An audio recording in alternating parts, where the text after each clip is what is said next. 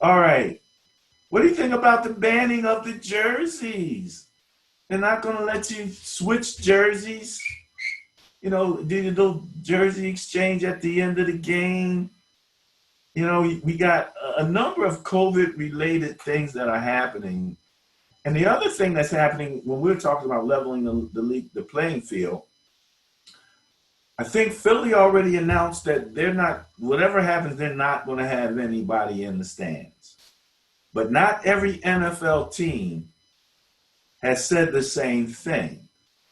So, as far as the 12th man is concerned and whatever advantage that would give you, you know, that's an interesting scenario where the NFL itself is not coming in and saying if one can't have fans, then nobody can have fans. They're not saying that.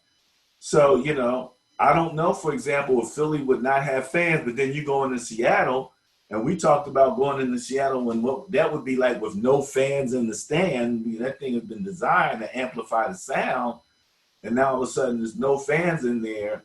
You know, how much of a, you know, how that would change the whole competitive atmosphere of playing there. But if they do have their fans and the Eagles can't have their fans, I think that that could have an impact, maybe even in the net points at some point. There is a possibility that it could have an impact. And the fact that some teams are announcing that they will not have any fans, and some other teams are trying to figure out whether or not they're going to implement a plan where they have, 25% capacity, 50% capacity, whatever they feel is safe in their stadium where people can be distanced. But the fact that the NFL hasn't said if they don't have fans, you can't, they haven't said it yet, but that's still something that may come up because, I mean, right off the top of your head, as soon as you heard that, you started thinking, hey, that gives these guys an advantage. And I don't know how the NFL looks at it as far as home field advantage is concerned. To me, it's an obvious thing that does exist. It's real. Okay. The thing is, if your stadium is allowed to be full and my stadium is allowed to be full, chances are, if I'm at home, I'm going to be more enthusiastic than I would be on the road where everybody's cheering for you. So if you have fans and I don't, does that mean I'm not going to play as well at home and you're going to play better at home? I don't know. So, like I said, the NFL hasn't said anything about it yet. Maybe they will and maybe they won't. The bottom line for Philly, since we're here, is they've taken a stand. Um, I don't think the local government is telling them that they can't have fans. If they are, that I don't know about it. I could be wrong, but I think the organization has taken the stance that we don't want anybody getting sick, thinking they got sick, not social distancing the way we expect them to. Our ushers running around trying to separate people. We're not going through that. So we're just not going to have any fans. That's the stance they've taken. That's where they are. That's what they want to do. I can't fault them for that. They're like, not on our watch. Y'all not going to be going through all this on our watch. We're just going to eliminate one. We got enough issues with this COVID thing. We're not going to add another one. I'm not going to say I agree or disagree. I'm not going to say I have an opinion. I'm not giving my opinion on this. I'm just saying that's the stance they took. I can't be mad at them. Oh, I can't be mad at them either. I told you I'm gonna be in quarantine until 2021, so easy. And to be quite honest with you, unless testing becomes ubiquitous, while we're screwing around with, yeah, I Not know going it's to not gonna happen. happen. Well, I will say this much: Nancy Pelosi is making a big push for the president to enact some the National Defense Act which will put the federal government resources behind the whole testing initiative in terms of providing resources and the supplies and the manufacturing, kind of like what they did with the ventilators when they were running out of ventilators, and the government was like, okay, we're going to get Ford. Ford is going to, because it was the federal government going to Ford, Ford all of a sudden said, okay, yeah, we'll take some of our manufacturing and ship it over to ventilators. And now they're making ventilators and masks as well as cars. So there's things that can be done at the national level that are not being done. And as I always say, you quarantine healthy people and you isolate infected people. The only way to know the difference is to test them. And so right now, with what's going on, especially along the southern hemisphere, the southern border of the United States, rather, potentially the hemisphere should include Brazil and some of those countries. But long story short, testing is an issue. It takes certain things just to go get a test.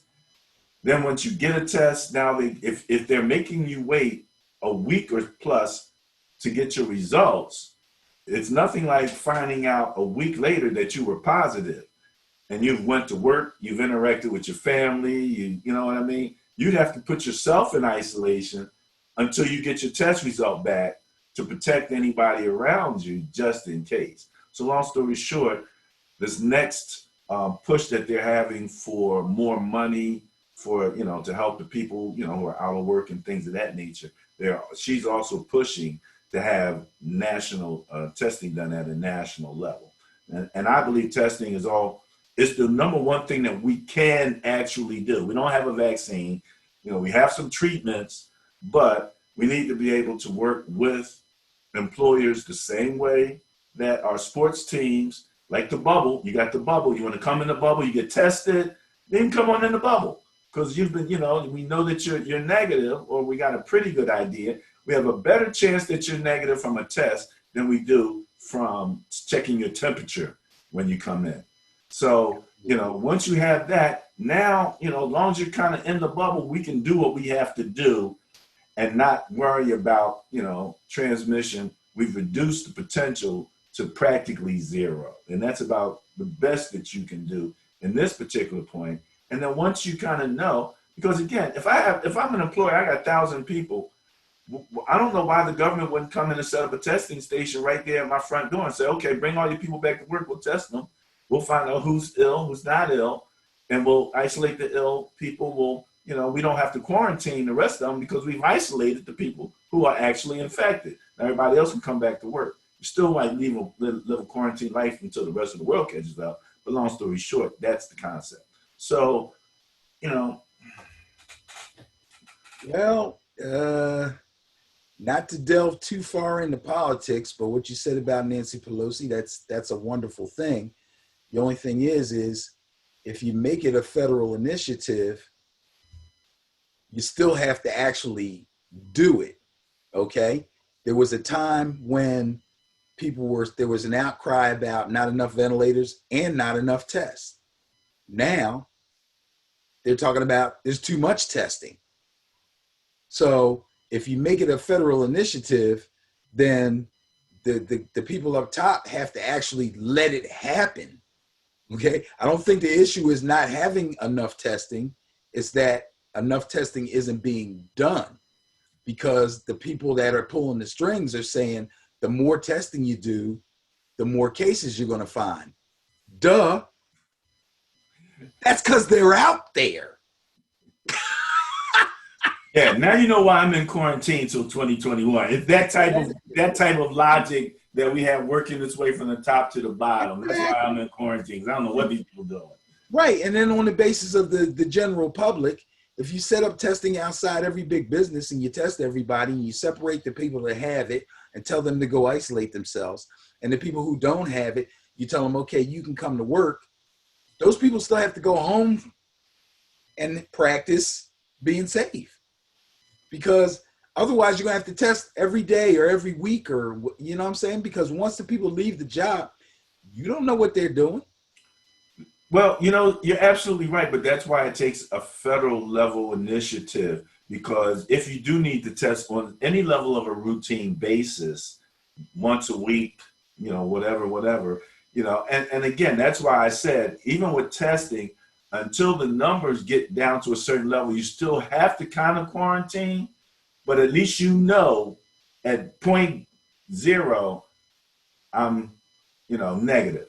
Yeah. I'm clean. I'm good. Yeah. All right.